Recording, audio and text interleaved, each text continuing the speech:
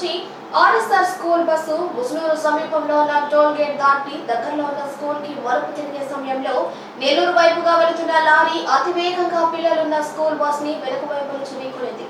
ఈ క్రమంలో school van బోల్తా పడింది. ఈ స్కూల్ వ్యాన్ లో మొత్తం 24 మంది పిల్లలున్నారు. ఈ ప్రమాదంలో 15 మంది పిల్లలకు గాయాలయ్యాయి. స్కూల్ బస్సు క్లీనర్ మృతి చెందారు.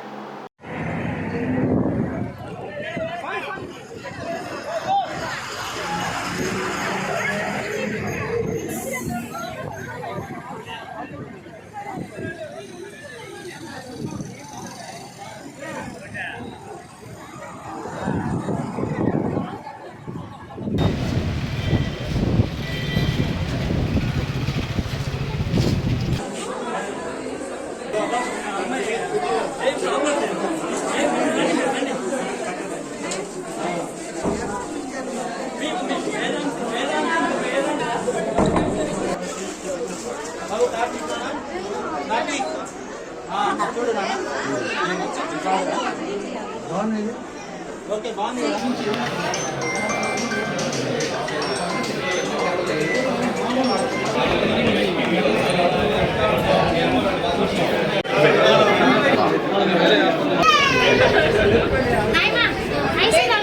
మామూలుగా రెగ్యులర్గా కావలి టౌన్ నుంచి టోల్ ప్లాజా దాటుకొని కుడివైపున ఆర్ఎస్ఆర్ ఇంటర్నేషనల్ స్కూల్ వెళ్ళాలి.